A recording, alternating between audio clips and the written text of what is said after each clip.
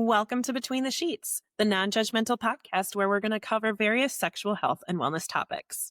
I'm your host, Dr. Stephanie Zwonitzer. I'm a urology and sexual health nurse practitioner, and I love helping my patients and listeners discover and develop their most satisfying sexual experiences. Between the Sheets is here to normalize the conversations about sexual health and cover everything from basic anatomy to the most taboo topics and everything in between. Real talk, real pleasure, one episode at a time. So come on, let's get between the sheets. This episode is sponsored by Boston Scientific and its educational website on erectile dysfunction, edcure.com. One study estimated that more than 50% of men over the age of 40 have some degree of erectile dysfunction, which can be frustrating and confusing. Go to edcure.com to find information on erectile dysfunction and treatment options, including long-term treatment options offered by Boston Scientific. Boston Scientific does not endorse any statements or opinions expressed during this episode. Hey there, welcome back to Between the Sheets. We have a guest with us today. Please help me welcome Tami Kiekhaefer. She is a licensed social worker. She is a seasoned psychotherapist with nearly 25 years of private practice experience. She's the author of 2 empowering books. The first one is From Chaos to Calm, a 6-step strategy to break through anxiety. And the other one is Preparing for the Jungle, avoiding snakes and pitfalls on the path to healthy love. As the host of the podcast Unguarded Minds, Tami offers practical insights to help individuals overcome anxiety, depression, trauma, and relationship challenges while building confidence and resilience to face whatever life throws their way. Welcome, Tami. Thank you. Thank you so much. I'm so happy to be here. Me too. I'm excited to have you here because we certainly know that mental health affects our sex lives, our drive, all of those things. So really excited to kind of talk through some things. I have had depression and anxiety for years and years, and I'm in a really good place with it right now. But just last week, I had a day where it was just like my meltdown day. And I can't tell you the last time I had one of those. And so it's even when we're in a good phase, even when we're in, a great season of life, I have wonderful things occurring for me right now. You can still have these bad moments. And there is no way, shape, or form that I would have had sex with anyone on Friday when I was in my mood. So I am so excited to have you here and kind of talk through this. So tell me, what do you see most in your clients? What are they coming to see you for? People come to see me. Well, people come to see me for all reasons: depression, anxiety, just life stresses, couples, family issues. But I think, when we're talking about sex and sex drive and connection, and I think of couples who come to me who just feel completely disconnected.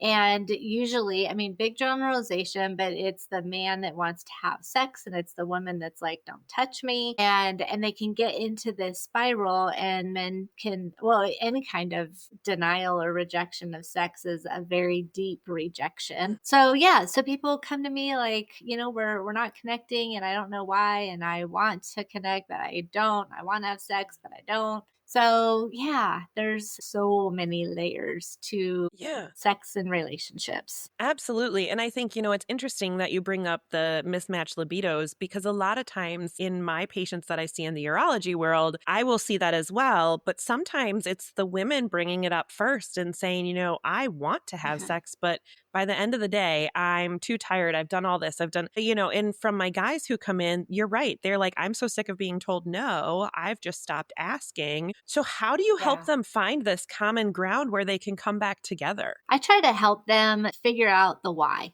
behind the behavior. And I think that, from what I'm understanding and experiencing personally and with my clients, is that it does require a lot of vulnerability. It requires a lot of trust. And I think that I use a diagram, but I talk about it as the foundation of a relationship. But if you think about one big square and then you divide it into 4 squares, the foundation of any relationship is good communication, trust, respect, and appreciation. And then in the middle, where there's the intersection, is intimacy. And I feel like if any of those foundational aspects, first, the thing that separates a romantic couple relationship from, I don't know, a boss or neighbor or, Sure.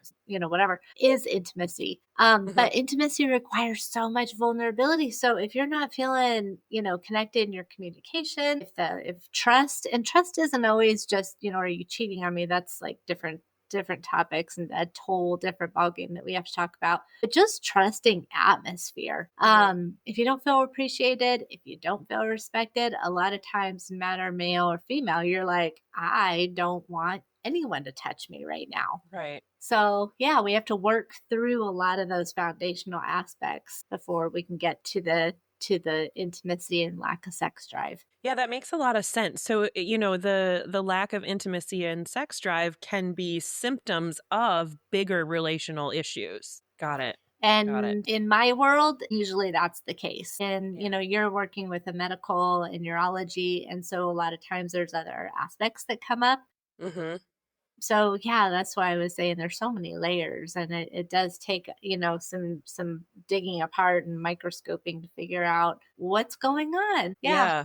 Yeah. And so do you find that any one of those pillars is more likely to cause intimacy issues than any of the others, or are they all really intertwined? I feel like they're very intertwined. I think communication bleeds into all of it. I think I just had to draw it so that it looked a little better aesthetic wise, but Yeah. communication is huge. Yeah, for Cuz sure. you can and communication isn't just the verbiage that comes out of your mouth, but it's your tone and your presentation and validating and being heard and listened to. And so, I mean, there's body language, eye contact. There's so many aspects of communication. So, I guess if I had to choose, I'd say that communication is a pretty big deal. Yeah, I would agree. I think communication for me is huge. I always talk about Mhm. consent on here and how that's you need communication for that. And I like that what you were saying about trust, that it's not just, are you cheating on me or not? Because it's, for me, it's people who want to explore something different or who just want to say, hey, I really liked this last time we did this.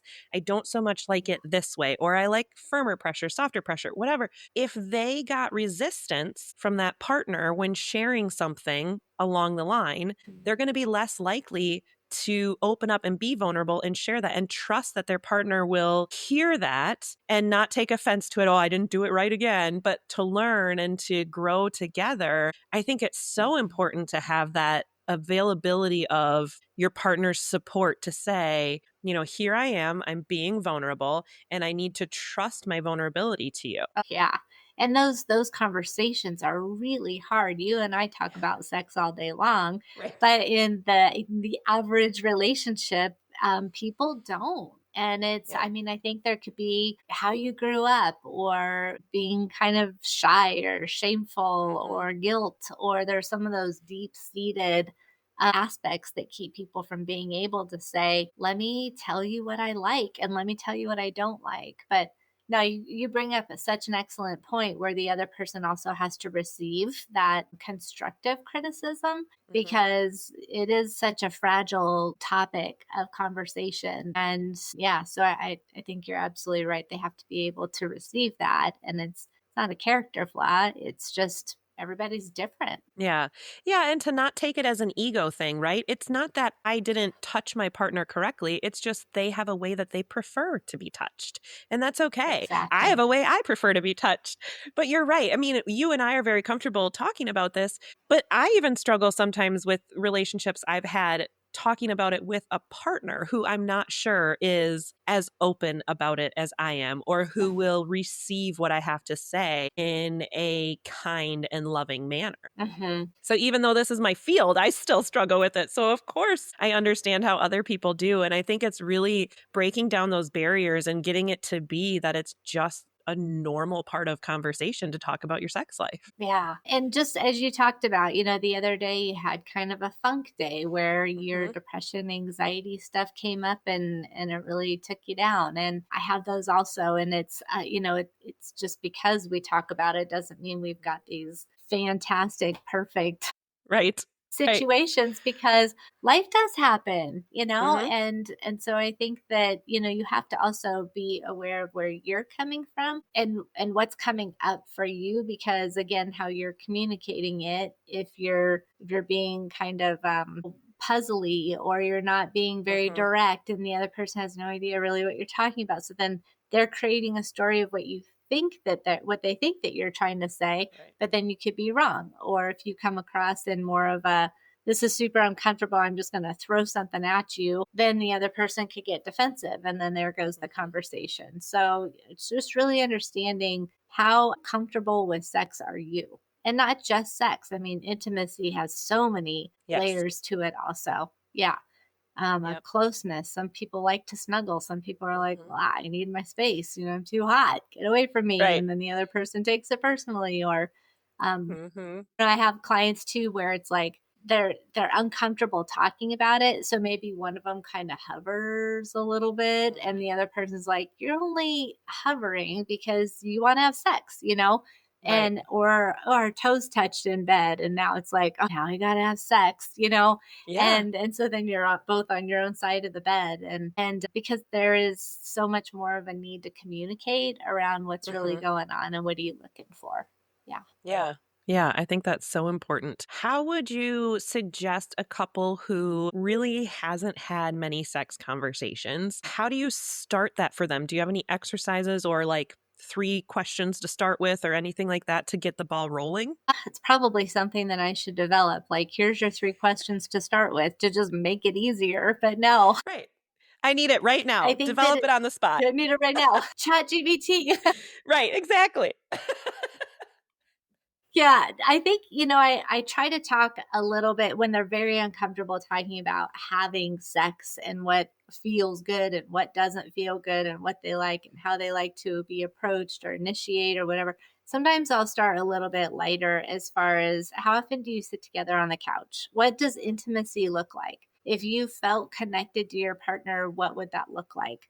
And so I'll try to get them to really think about what they're even looking for. Sometimes we'll talk about how'd you grow up? Were your parents intimate with each other? Did they hold hands? Did you see them sitting on the couch? Did you see them kiss? Did you see them just kind of playing around? Did you see them, I mean, there's obviously, then you've got the other side where kids are exposed to like way more. And then that's another conversation, but it Yes. still Yeah. affects them, For it sure. absolutely affects them going forward. And so it's sort of like, what did you grow up with as far as whatever intimacy looks like, and what did you bring from that into your adult life Mhm. around where's your comfort level, what's appropriate, what's not appropriate, do you like PDA, do you hate PDA?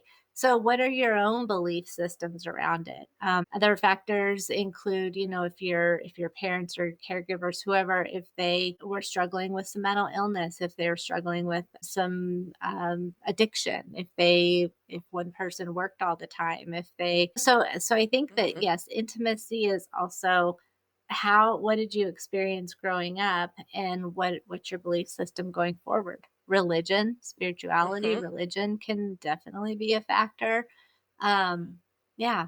So I try to Yeah. explore all of the avenues that they Mhm. can connect with their whatever it is that they're looking for a little bit better, because I think then they can communicate what they're needing from their partner a little bit easier. Yeah, I really like what you're talking about what we were exposed to growing up because I think we forget that that has such an impact on us. And whether you saw healthy or unhealthy love and if love was even expressed around you.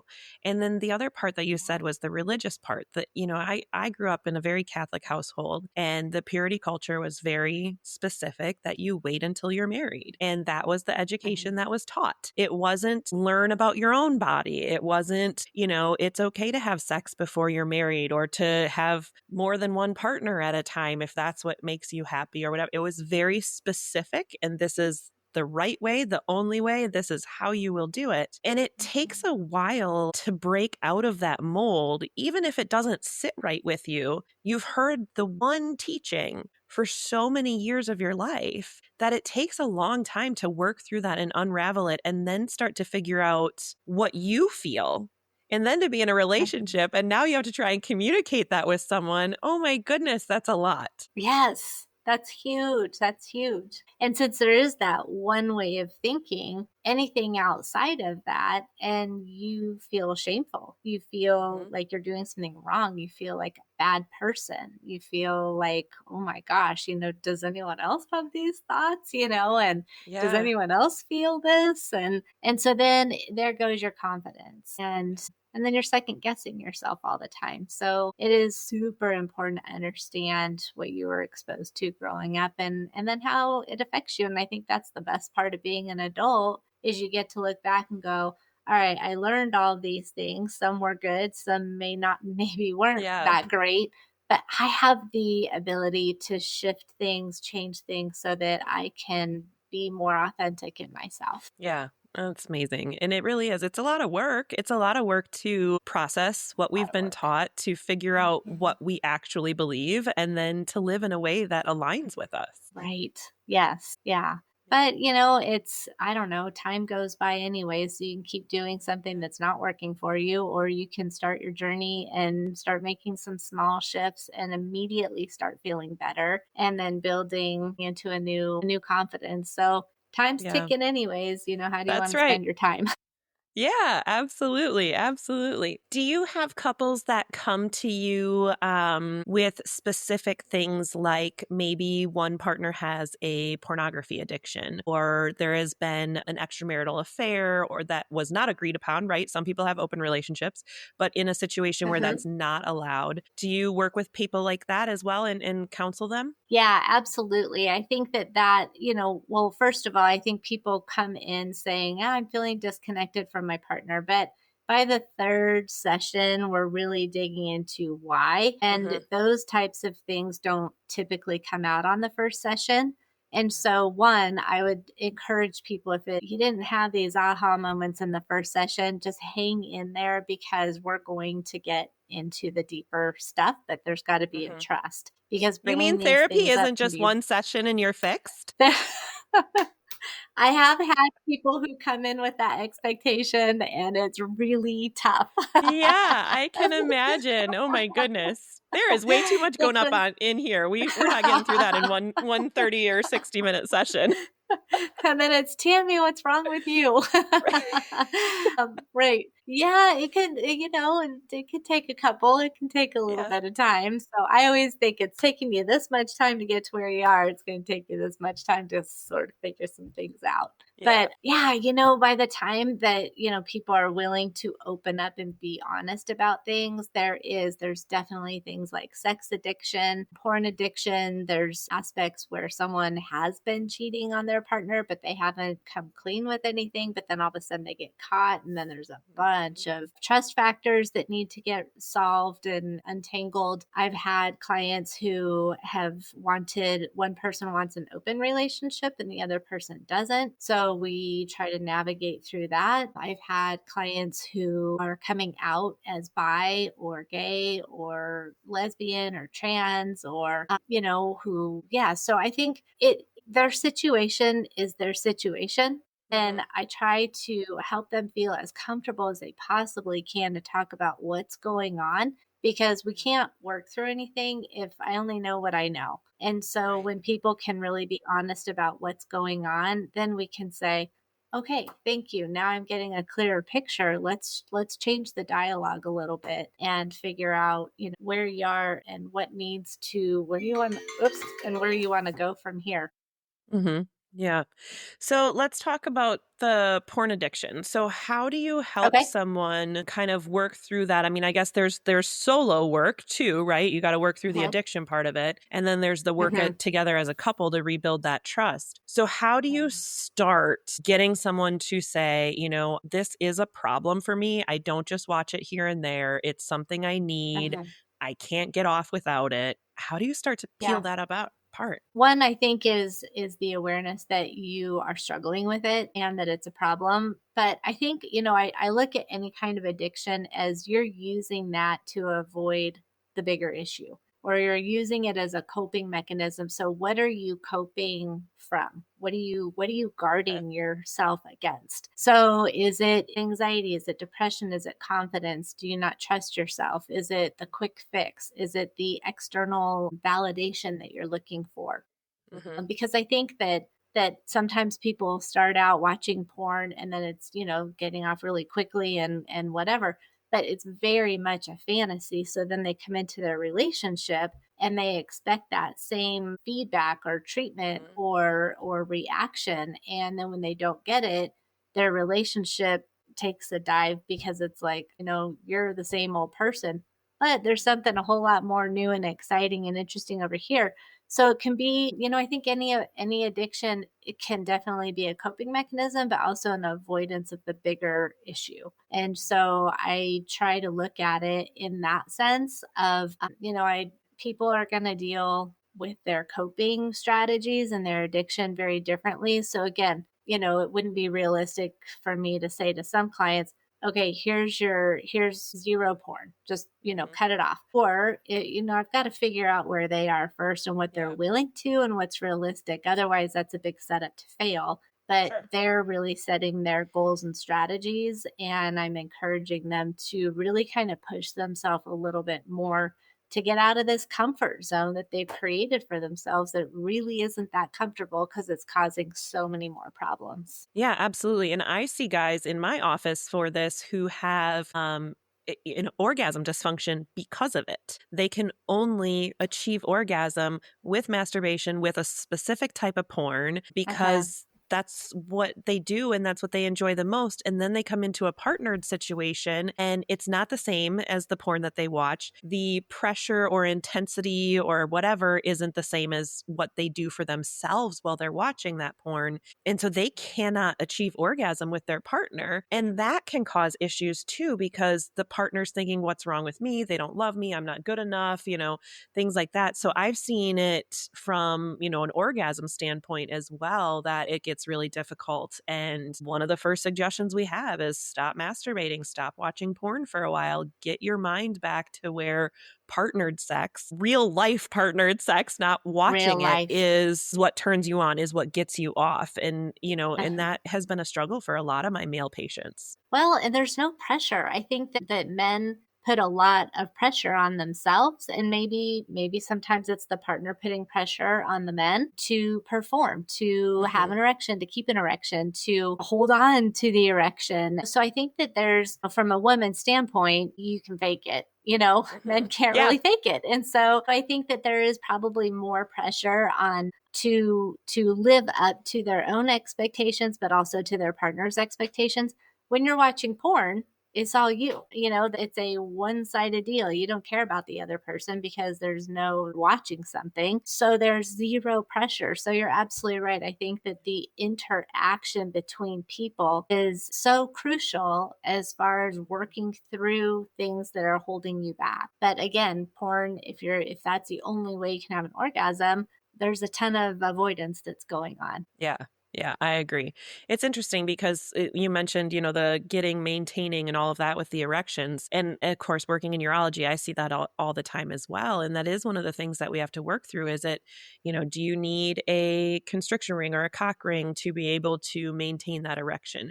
Do you need medication? Do we need to, change your habits, things like that, to be Mhm. able to successfully maintain that erection? And sometimes it's the guys bringing their wives in so that I can tell them he is still attracted to you and loves you and wants to have sex with Mhm. you. He just physically is having blood flow issues. And we have to help him Yeah. with that. Yes. And I'm a big proponent of check out the medical part first, because if it Hmm. is a medical issue, that could be a quick fix. And then your confidence and your relationship and your comfort level, that just comes back because you've solved the medical part. So I absolutely say it's a biopsychosocial type lifestyle that we all Yeah. live. And biologically you gotta make sure that all your parts are functioning, Yeah. from head to toe, no matter what. Yeah. Yeah, absolutely. And I will have guys who, especially younger guys, where I know, they should have healthy blood flow. They have normal blood pressure. They're not on all kinds of Mm, medicines. And so I know it's more of a psychological ED or orgasm issue. But I will still give them, their medication to help them get that mhm. confidence back. And then of course I'm sending them to people like you so that they can get the therapy side of it as well. But there's nothing wrong with needing a little confidence boost, even Right. whether it's short Right. term or long term. Right. And as long as you're using it the way that a doctor is prescribing, and you're also getting therapy, I'm not a fan of, here's your Xanax, here's your Right. anti-anxiety meds, and hope you don't get an addiction, but don't worry about therapy. It's Yeah. like a medicine is only going to do so much for you, but it's going to do enough so that then you can put your tools and techniques into place, and then the combination of it is super helpful. Yeah.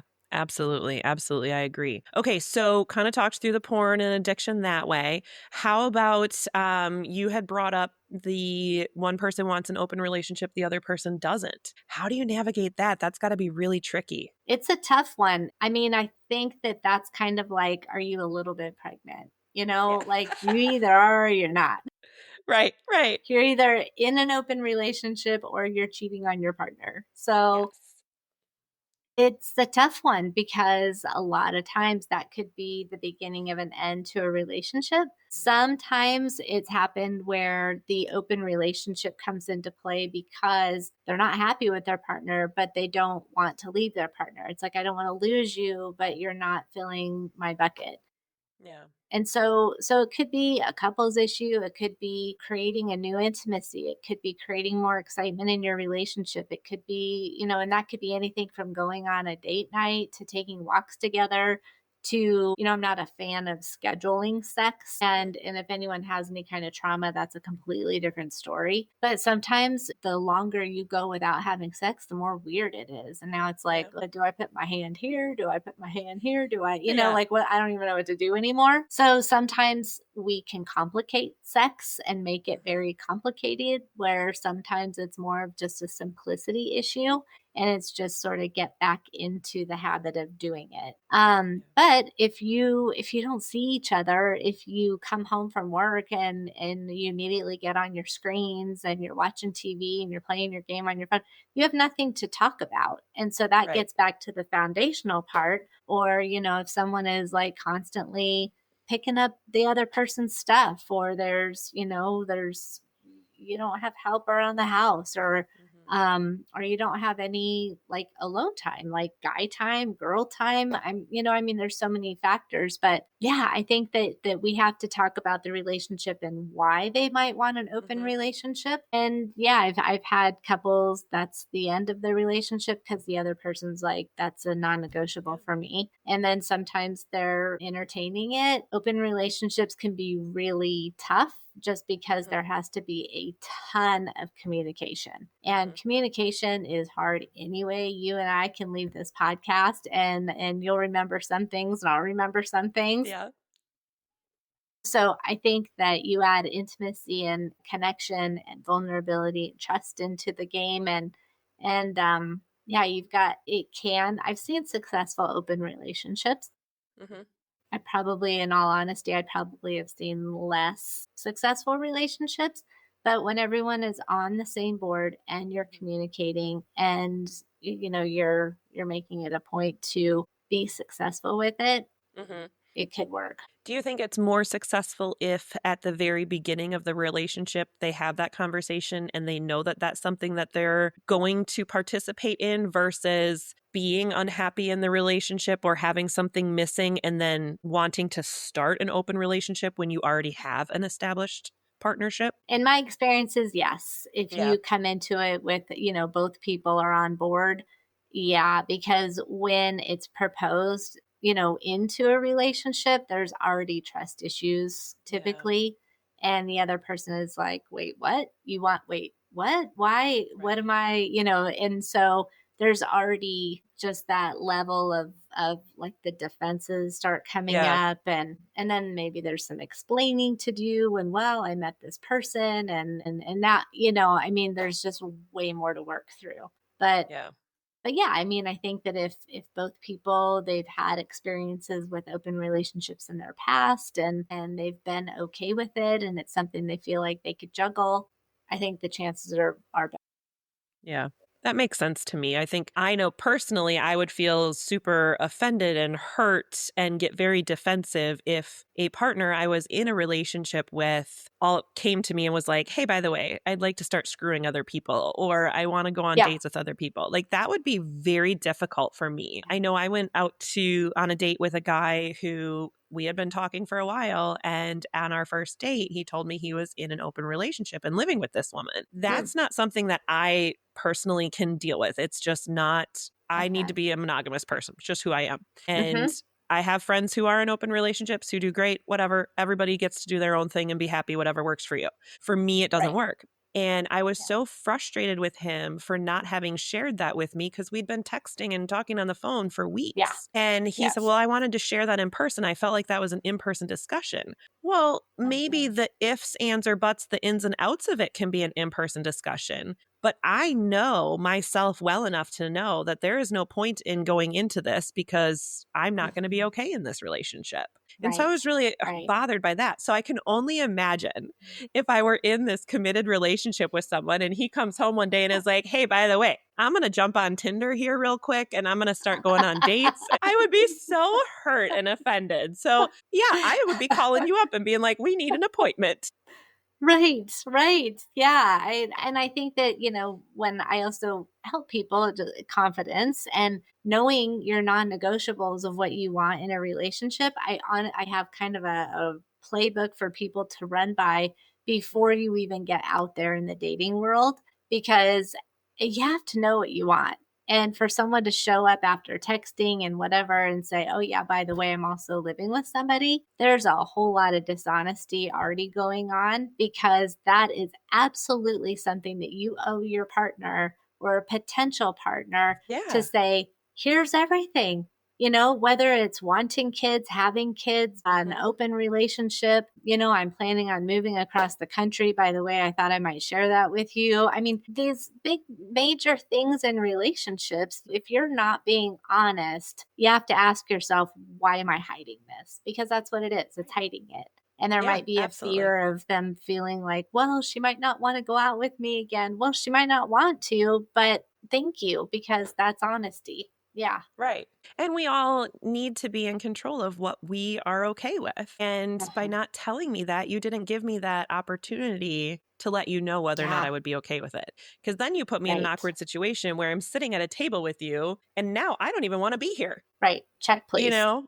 Yeah, exactly. I don't really. So, yeah, that's my own personal.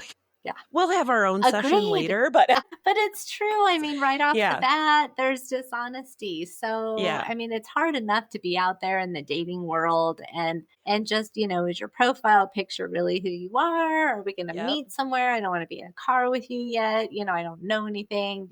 Are yeah, you living with somebody? Am I your exactly. side person? I mean, Yeah. there's so much anyways. Like, There why is. not And just I be love all honest the up there's so front? many different memes and stuff out there about like dating in 2025. Are you single single? Are you still hung up on your ex single? Are you still sharing a dog with your ex single? Are you like, all these things. And it's so true. It's so true. I'm single and I'm in the dating world and it is. You find somebody who, yeah, I'm getting a divorce. Well, they haven't even filed for it yet. Or, yeah, I still live with my ex, but it's just because we can't afford another place right now. Okay, well, I don't want to get involved in that situation. I'm not coming over to hang out with you and your ex girlfriend. Like, come on. And it's so interesting. Like, a lot of times people justify and rationalize their situation. And so to them, they don't think they're doing anything wrong, because to them, it's like they've explained it to 400 people before you come Right. along. So they're just like, oh, yeah, here's the deal, which Yep. again, it is fine for some people. You have to know what your non negotiables are, and you never compromise your non negotiables, because that's just taking a chunk out of your confidence and like throwing it on the floor.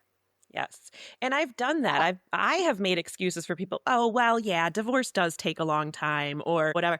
And then a couple months down the road, I'm sitting there being like, "You dummy, you knew you didn't want this in the beginning and you still let yourself go down this road and now you have to get yourself out of it instead of just saying no from the beginning and not getting feelings involved and not getting involved in someone else's life." And so I like that. I like non-negotiables, just really you have to stick to that. Mhm. And it's hard. It's hard because when you're trying to meet somebody and you're out there and someone matches with you, and then you start having Hmm. conversations, and then there's this chemistry because you're like, wow, you're so hot, and they're Yeah. like reading the same thing, and you go, well, I didn't really want that, but it's okay, it'll be fine.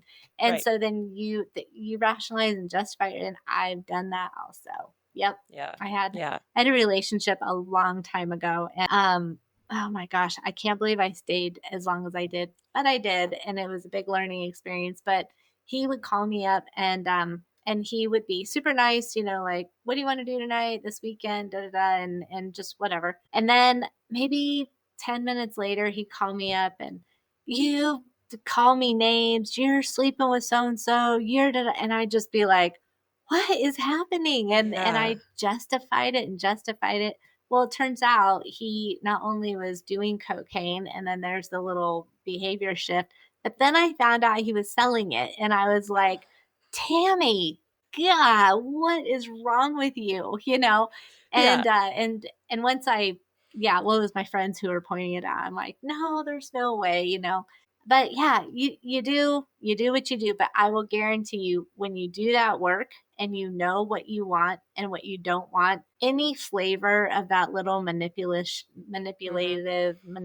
manipulative, what am I trying to say? Yeah. That behavior, you're like, absolutely not. It smacks you in the face and you go, never again, never Yeah. again. Yeah, Yeah. absolutely. So I'm intrigued. You said that you have this checklist that you have people go by. Talk to me about that because I am in the dating world. So what's Yeah. my Yeah. list that I need to know before I go on a date? So let's see. Okay, so this is basically my first book is the Preparing for the Jungle one. Hmm. So I think that as I start out my book, you have to do your own checklist for yourself to just see, like, where am I with myself? And then after the book, it's a workbook. So then after the book, then you have this checklist that you take out and you apply to other people who you meet. So it's Okay. basically like, where's my confidence level? Am I optimistic? Am I pessimistic? Am I realistic? Am I oh, I have to think about this. Basically, like, what do I I put you want? on the Do I spot. want somebody?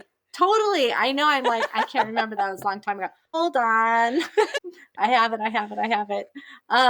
Okay, so here's the checklist. So I'll go through it. Okay, perfect. So, inspection checklist, there has to be respect. Yes, Okay. it's all coming back to me. Okay, there has to be respect. You have to be able to self reflect, because if Okay. you're reading this book or you're doing the work, Hmm. you're doing it. So you should also be with a partner who's doing it. Chemistry, there's got to be chemistry. Yeah. I think that people feel like, oh, am I being shallow or whatever? No, you're not being shallow. If you're not chemically attracted to somebody, then yeah. But those guys that you meet, and for your listeners, men, women, whatever, you meet them and you're like, oh my God, they're like so great to look at. And then they open their mouth and you're like, Yes. and they're no longer attractive. So chemistry isn't everything, but you know, Yeah. energy level, do you want somebody, like, what's your energy level Hmm. and what's their energy level, and is your energy matching? Attitude, like I was talking about, positive, negative, optimistic, pessimistic. So just general attitude in life. What are your morals and values? And you got to know what that is first. What are their morals and values? Being accountable for action, that is huge. If And you're being tough. and asking yourself, am I accountable for my actions? Which is really hard to do sometimes. But if you're with someone who's not accountable for their actions, I will promise you they are not going to change because they don't think they're doing anything wrong. So for Yep. someone to say, I am sorry, I apologize, I'm sorry that you're so upset, I apologize for what I did. Being trustworthy, communication skills, and levels of confidence. Confidence, people take a hit with their confidence, get laid off from your job, you have something horrible happen, you're in a funk, whatever. But, I kind of have a rule for myself is 80%. And I have to be 80% happy, which allows for a 20% error, room Okay. for error. Bad day, whatever. I don't care if it's a pair of shoes. If I'm not 80% happy, yeah, I'm I not love I'm that not rule. doing it. Yeah, I don't know. When I abide by it, I feel like I'm honoring myself. So if I'm honoring Yeah. myself, I'm going to show up differently in my relationship. I love that. That's so important. So important. No, these are great tips, and they are absolutely things that I think about, but not necessarily keep in mind all the time. Because, like you say, sometimes you're just very distracted with their looks. I know. I know. Yeah. So, no, those are great. So, that was you said that was out of your first book? Yeah, that's the preparing for the jungle one. Uh-huh. Yeah. And I've had clients who will put a sheet of paper and carry it. I've had men who carry it in their wallet or women who carry it in their purse, and they'll whip it out on a date. Like, all right, I'm going through my checklist, and I'm like, do what you got to do. Yeah, because Yeah. no one wants to waste time. Yeah, No. And, that's the thing is dating is not easy. And we all, I mean, like, look, I'm in my 40s. I have two kids. They're almost adults at this point. One of them is. And I have baggage. And I expect any other person in their 40s that I might date is yeah, also going to have baggage. So absolutely. I don't want Yeah, to waste time. If we don't right. align and things aren't here, let's not waste each other's time. I don't want to get connected to you and have feelings for you and then have to get over that. Let's lay it all out there. I'm totally supportive of Mm-hmm. that. Mm-hmm. So tell me a little bit about your newer book. The newer book is about anxiety, and Okay. it's, I feel like I've had to live both my books before I write them. Yeah. Yeah, so live that one too. But it's when you try to manage the external factors going on in your life, you feel like you're just struggling and you're just spinning. And I'm trying to teach people to manage the internal sense of self, the internal anxiety, the symptoms of anxiety, because when you can manage your symptoms, you can manage your anxiety. And it is a game changer. So, it really starts with awareness. It starts with being able to activate your left brain and not just think that's your logic sense and not just, respond and react with an Hmm. emotional sense. Being able, I'm a certified yoga instructor also, if people are open to it, but into my sessions, but the breath work, the Hmm. calming your mind, the single point meditation aspects, and then now you've calmed your mind, you've calmed your body, you've calmed your nervous system. Now you're ready to actually deal with the anxiety factors that are Hmm. causing it. But if you just jump in and you're like, I got to fix this and what's wrong with me? And you can just feel like you're even spinning more out of control. And Yeah. I help people, when your confidence is high, your anxiety is low. But when Hmm. your confidence is high, your anxiety goes down. And so I help people build a sense of confidence. Yeah. And that's just that internal sense of self again. Yeah, that's so important. And I love that. This is amazing work that you're doing, Tami. So Thank we you. will put links to the books, links to Tami, all of that in the show notes for you guys so you can be in touch with her and read her great resources. I am definitely going to have to go get that first book because that's just like, it was like ticking with me. So I'm going to have to jump on there and grab that one. Thank you so much. Yeah, Yeah. it again, I had to figure out my family roles, my attachment style, personality types, all that stuff. And when you get it and you work through it, it is just you just go out there with an energy that's so much filled with confidence, and energy attracts energy. Yeah. And so you'll find somebody who also is at that space where you are. Yeah. I love that. That's so awesome. Well, we hit a lot Thank you. today. This was a great I conversation. know. Yeah. This Awesome. is I love it. Thank amazing. you so Yes. much. Absolutely. And also, you have a podcast, Unguarded Minds. Yes, yes, and you have Tell been everybody so about that. helpful. Yeah. Unguarded Minds is a podcast that I co host with Desiree Grimaldi. And we have people come on, and it's really just life's messiest things that happen and what you did to overcome it and what you're doing to go help other people with the lessons that you've learned. So we like to understand, what's your story and what have you been through and how'd you get through it? And now what are you doing with that knowledge that you I love that. So we'll link that in the show notes have? as well. And yours truly is a guest on there in an upcoming Yes, episode she as well. is. So Yes, that is very which will fun. be launching soon, I promise. Yeah, absolutely. It's very exciting. Oh, so everybody, again, this is Tami. She's amazing. We'll have all the links in the show notes. Thank you so much for being here. And everybody, we will see you next time when we get between the sheets. Thank you for for joining us and exploring sexual health topics here on Between the Sheets. New episodes are available every Wednesday. Please subscribe and rate our podcast so we can reach more listeners. And don't forget to tell your friends, partners, and anyone who will listen about Between the Sheets. Send any comments, questions, or stories to podcastbetweenthesheets@gmail.com. It's all one word, podcastbetweenthesheets@gmail.com. Thanks for listening, and go have some fun between the sheets.